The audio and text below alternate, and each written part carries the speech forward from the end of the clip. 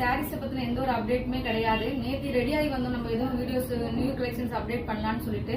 ஆனா YouTube open பண்ணோடனே அந்த நாமக்கல் குழந்தைய வந்து வெட்டி கொண்டுட்டாங்கிற அந்த செய்தியை பார்த்ததுல இருந்து எங்களுக்கு அதுக்கப்புறம் வேலையே செய்ய முடியல. ஒரு மனசு ரொம்ப இறுக்கமா இருந்துச்சு.